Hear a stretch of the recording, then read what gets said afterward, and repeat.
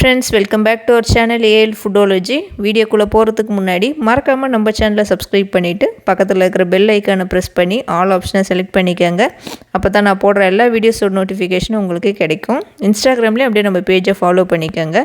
இன்னைக்கு சூப்பரான ஒரு இறால் குழம்பு ரெசிபி தான் செய்ய போறோம். வாங்க எப்படி செய்யறதுன்னு பார்க்கலாம். குழம்பு செய்யறதுக்கு நம்ம ஃபர்ஸ்ட் கொஞ்சம் மசாலா அரைச்சி எடுத்துக்கலாம். ஒரு மிக்ஸி ஜாரில் திருவன தேங்காய் எடுத்துக்கங்க.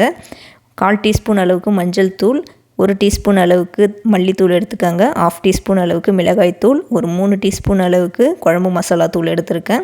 சின்ன வெங்காயம் ஒரு 5, மிளகு ஒரு 1/4 டீஸ்பூன் எடுத்திருக்கேன். இது கூட கொஞ்சமாக தண்ணி சேர்த்து நல்லா பேஸ்ட்டாக அரைச்சி எடுத்து வச்சுக்கலாம். இறால் க்ளீன் பண்ணி மஞ்சத்தூள்லாம் போட்டு வாஷ் பண்ணி எடுத்து வச்சுருக்கிறேன். இப்போ நம்ம குழம்பு செஞ்சுக்கலாம். அதுக்கு நான் ஃபஸ்ட்டு ஒரு பேன் வச்சுருக்கேன்.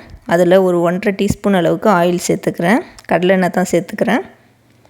ஆயில் ஹீட் ஆன பிறகு தாளிக்கிறதுக்கு ஒரு 1/4 டீஸ்பூனுக்கும் கம்மியாக வெந்தயம் சேர்த்துக்கிறேன். ஒரு 1/2 டீஸ்பூன் அளவுக்கு ஜீரகம் சேர்த்துக்கிறேன். ஒரு 1/4 டீஸ்பூன் கடுகு சேர்த்துக்கலாம். பூண்டு ஒரு 5-6 பூண்டு இடித்து வச்சுருக்கேன், அதை சேர்த்துக்கிறேன். ஃபைனாக சாப் பண்ண இஞ்சியும் சேர்த்துக்கிறேன். இதை சேர்த்துட்டு நல்லா வதக்கி விட்டுக்கலாம். இஞ்சி பூண்டை நல்லா ஆயிலில் மிக்ஸ் பண்ணி விட்டுக்கோங்க. அதில் இருக்கிற ராஸ்மெல் போகும். இஞ்சி இது மாதிரி நல்லா ஃபைனாக கட் பண்ணி சேர்த்துக்கோங்க. இதை ஒரு 5 செகண்ட் நல்லா வதக்கி விட்டுட்டு கட் பண்ணி வச்சுருக்க ஒரு வெங்காயம் சேர்த்துக்கிறேன். வெங்காயம் சின்னதாக தான் கட் பண்ணியிருக்கேன். கூடவே கொஞ்சம் கருவேப்பிலை சேர்த்துக்கிறேன். வெங்காயத்தை ஒரு 2லேருந்து 3 நிமிஷம் பக்கம் நல்லா வதக்கி விட்டுக்கலாம். அது கொஞ்சம் கலர் மாதிரி வரட்டும், அந்த அளவுக்கு நல்லா வதக்கிக்கோங்க. உங்களுக்கு வெங்காயம் சீக்கிரமாக வதங்கணும்னு நினச்சிங்கன்னா ஒரு பிஞ்ச் உப்பு சேர்த்து நல்லா வதக்கிக்கோங்க.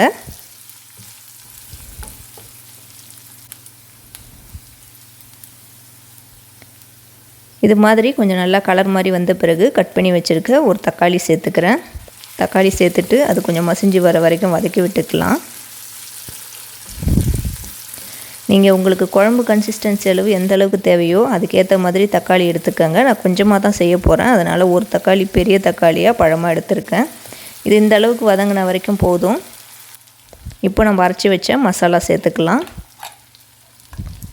நம்ம அரைச்ச மசாலா கன்சிஸ்டன்சி இந்த அளவுக்கு இருக்கணும். அந்த அளவுக்கு தண்ணி சேர்த்து அரைச்சிக்கோங்க. நம்ம அந்த மசாலா சேர்த்த பிறகு ஒரு 7லேருந்து 8 நிமிஷம் நல்லா வதக்கி விட்டுக்கோங்க. மேக்ஸிமம் ஒரு 10 மினிட்ஸ் வரைக்கும் நல்லா வதக்கிக்கோங்க. அதில் இருக்கிற ராஸ்மெல் போய் மசாலா கலர் சேஞ்ச் ஆகும், ஆயில் செப்பரேட் ஆகணும். அந்த அளவுக்கு நல்லா மிக்ஸ் பண்ணி வதக்கி விட்டுக்கோங்க. அப்போ தான் குழம்பு நல்லா டேஸ்ட் கொடுக்கும். ஏன்னா நம்ம எல்லாத்தையுமே வதக்காமல் தான் அரைச்சோம், அதனால் நல்லா மிக்ஸ் பண்ணி வதக்கி விட்டுக்கோங்க. உங்களுக்கு மசாலா வதங்க கலர் சேஞ்ச் ஆகும். இப்போ இது மாதிரி நல்லா வதக்கி விட்ட பிறகு இந்த ஸ்டேஜில் நம்ம இறாவை எடுத்து சேர்த்துக்கலாம். நான் கொஞ்சமாக இறா தான் சேர்த்துருக்கேன், கொஞ்சம் இது ஃப்ரை பண்ணுறதுக்கு எடுத்துட்டேன். இப்போ இறா சேர்த்துட்டு நல்லா ஒரு 10 to 15 செகண்ட்ஸ் நல்லா மசாலாவோடு மிக்ஸ் பண்ணி விட்டுக்கோங்க. அப்போ தான் அந்த இறாவில் இருக்கிற அந்த ஸ்மெல் போகும், மசாலாவோட இறா நல்லா மிங்கிள் ஆகும். நல்லா மிக்ஸ் பண்ணி விட்டுக்கோங்க. ஏற்கனவே நம்ம சேனலில் இறா உருளைக்கிழங்கு முருங்கைக்காய் வச்சு தொக்கு ரெசிபி வீடியோ போட்டிருக்கேன், லிங்க் கொடுக்குறேன் டிஸ்கிரிப்ஷன் பாக்ஸில், செக் பண்ணி பாருங்கள். இப்போ இதை நல்லா மிக்ஸ் பண்ணி விட்டுட்டு கொஞ்சமாக தண்ணி சேர்த்துக்கிறேன். நான் தண்ணி இந்த மசாலா அரைச்ச மிக்ஸி ஜார்லேயே கொஞ்சமாக சேர்த்து இதோட சேர்த்துக்கிறேன். சேர்த்துட்டு இந்த இறாவோட நல்லா சேர்த்து மிக்ஸ் பண்ணி விட்டுக்கலாம். அதிகமாக தண்ணி சேர்க்காதீங்க, இறாலேருந்தே நமக்கு தண்ணி விடும், அதனால் கொஞ்சமாக இப்போ நான் சேர்த்துருக்குறேன். இது மாதிரி மிக்ஸ் பண்ணி விட்டுட்டு நான் ஒரு சின்ன லெமன் சைஸ் புளி எடுத்து கரைச்சி வச்சுருக்கேன். அந்த புளி தண்ணி சேர்த்துக்கலாம். இந்த குழம்புக்கு தேவையான உப்பு சேர்த்துக்குவோம். உப்பு சேர்த்துட்டு எல்லாத்தையும் ஒன்றா நல்லா கலக்கி விட்டுக்கலாம். இந்த இறா குழம்பு அவ்வளோ டேஸ்ட்டாக சூப்பராக இருக்கும். நல்லா மிக்ஸ் பண்ணி விட்டுக்கோங்க அந்த மசாலாலாம் எல்லாத்தையும். இப்போ குழம்பு ஃபுல்லாக நல்லா மிக்ஸ் பண்ணி விட்டுட்டு நம்ம ஒரு லிட்டு போட்டு மூடி வச்சுக்கலாம். இது பெரிய இறாங்கிறதுனால ஒரு 10 நிமிஷம் விடுவோம். இடையில ஓப்பன் பண்ணி கொஞ்சம் மிக்ஸ் பண்ணி விட்டுக்கோங்க. நார்மலாக சின்ன இறால நீங்கள் இந்த குழம்பு வச்சிங்கன்னா ஒரு 5 நிமிஷமே போதும், இறா சீக்கிரமாக குக் ஆகிடும். இப்போ நான் ஒரு 10 நிமிஷம் கழித்து ஓப்பன் பண்ணிட்டேன். இடையில ஒரு தடவை நான் ஓப்பன் பண்ணி மிக்ஸ் பண்ணி விட்டுக்கிட்டேன். இறா பாருங்கள் நல்லா குக் ஆகிடுச்சு. ரொம்ப அதிக நேரம் குக் பண்ணாலும் ரப்பர் மாதிரி ஆகிடும்.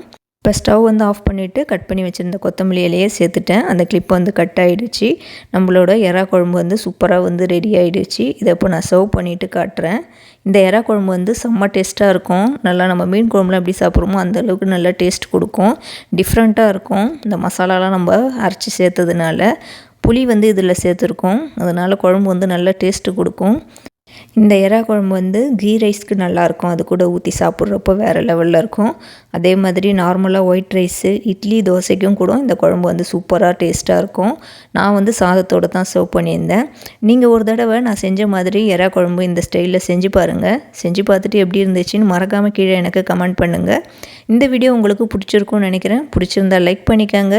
இந்த வீடியோவை உங்கள் ஃப்ரெண்ட்ஸ் அண்ட் ஃபேமிலிஸ்க்கும் ஷேர் பண்ணி விடுங்க. நம்ம ஏல் ஃபுட்டாலஜி சேனலில் இது வரைக்கும் நிறைய பேர் சப்ஸ்கிரைப் பண்ணாமல் பார்த்துட்ருக்கீங்க. ஸோ மறக்காமல் சப்ஸ்கிரைப் பண்ணிக்கோங்க. நம்ம சேனலை நீங்கள் ஃபஸ்ட் டைம் பார்க்குறீங்கன்னாலும் மறக்காமல் சப்ஸ்கிரைப் பண்ணிவிட்டு பக்கத்தில் இருக்கிற பெல் ஐக்கானை ப்ரெஸ் பண்ணிக்கோங்க. தேங்க்யூ ஃபார் வாட்சிங்.